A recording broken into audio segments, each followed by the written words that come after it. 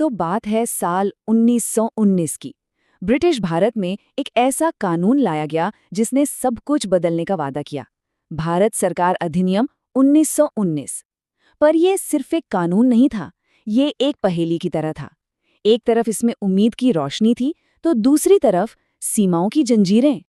असल में ब्रिटिश सरकार के सामने एक बड़ा सवाल था कि भारतीयों को सत्ता में हिस्सेदारी दी भी जाए और ना भी दी जाए। ये कैसे हो? मतलब कंट्रोल भी हाथ से ना जाए और सुधार भी दिखे। यही वो कश्मकश है जो इस पूरे कानून में हमें बार बार देखने को मिलती है, और आज हम इसी की पड़ताल करने वाले हैं। तो चलिए जरा खोल कर देखते हैं इस कानून को। आखिर ये काम कैसे करता था, क्या था इसका पूरा सिस्टम, और इसने जमीन पर सरकार चलाने का तरीका कैसे बदला। अच्छा, इस पूरे सिस्टम के दिल में एक बहुत ही कह सकते हैं अनोखा आइडिया था। इसे नाम दिया गया डायरकी, या हिंदी में द्वैध शासन। इसका सीधा सा मतलब था कि प्रांतीय स्तर पर सरकार को दो हिस्सों में बांट दिया गया था, जिससे पावर का एक अजीब सा संतुलन बना। और ये जो डायरकी थी ना, बड़ी चालाकी से डिजाइन की गई थी। देखिए कैसे। एक तरफ भारतीय मंत्रियों को दे दिए गए शिक्षा, स्वास्थ्य, खेतीबाड़ी जैसे डिपार्टमेंट्स, मतलब ये दिखाया गया कि अब आप भी सरकार चला रहे हैं। लेकिन जो असली पावर थी, मतलब पैसा, पुलिस, कानून व्यवस्था, वो सब ब्रिटिश गवर्नर ने अपनी मुट्ठी में रखा। और बात सिर्फ डायरकी पर ही खत्म नहीं हुई, कागज पर तो और भी बड़े बड़े बदलाव दिख रहे थे। जैसे सेंटर में 2 हाउस वाली एक व्यवस्था बनाई गई, और सबसे बड़ी बात, भारत के इतिहास में पहली बार डायरेक्ट इलेक्शन शुरू हुए। साथ ही सरकारी काउंसिल्स में भारतीयों की गिनती भी बढ़ा दी गई। मतलब देखने में तो ये सब एक बहुत बड़ा कदम लग रहा था। तो सवाल ये है कि जब इतनी बंदिशें थीं, तो फिर भी इसे एक बड़ा कदम क्यों माना गया? क्यों लोगों में एक उम्मीद जगी?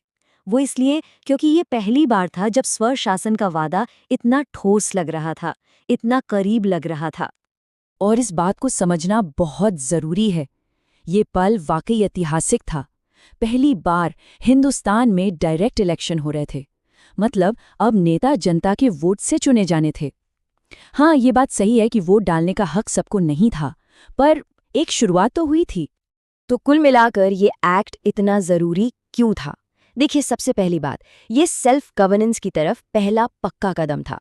दूसरा, सरकार में भारतीयों की मौजूदगी बढ़ी। पढ़े लिखे लोगों में पॉलिटिक्स को लेकर एक नई दिलचस्पी जगी।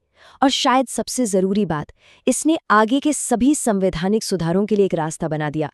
वो रास्ता जो आखिर में आजादी तक गया। लेकिन जैसा कि हमने शुरू में कहा था, ये एक दो-धारी तलवार थी। तो अब सिक्के का दूसरा पहलू देखते हैं। ये जो नई पावर मिली थी ना, वो गंभीर शर्तों के साथ आई थी। मतलब एक हाथ से दिया तो दूसरे हाथ से कसकर पकड़ भी लिया। तो जाहिर है मन में सवाल आता है कि ठीक है, इलेक्शन तो शुरू हो गए, पर वोट कौन दे सकता था? क्या हर कोई? इसका जवाब इतना आसान नहीं है। हकीकत ये थी कि वोट देने का हक आबादी के सिर्फ एक बहुत छोटे अमीर तबके को मिला था। मतलब अगर आपके पास अच्छी खासी प्रॉपर्टी है, आप टैक्स भरते हैं या पढ़े लिखे हैं, तभी आप वोट दे सकते थे। और नतीजा, देश के 95% से ज्यादा जनता वोटिंग से पूरी तरह बाहर थी। सोचिए जरा।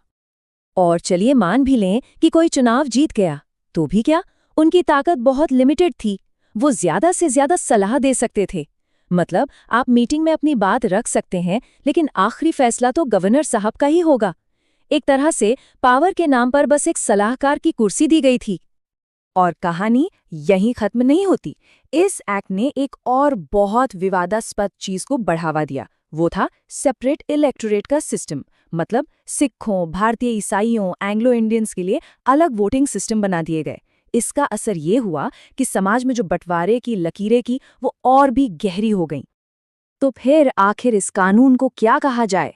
एक असली सुधार जो लोगों को ताकत देना चाहता था, या फिर कंट्रोल बनाए रखने की एक सोची समझी चाल?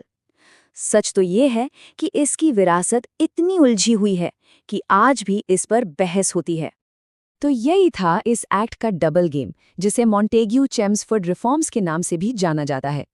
एक तरफ देखिए तो सेल्फ गवर्नेंस का सपना, डायरेक्ट इलेक्शंस की शुरुआत, और दूसरी तरफ नाम मात्र की ताकत और बहुत ही कम लोगों को वोट देने का हक, ताकि असली लगाम तो अंग्रेजों के ही हाथ में रहे।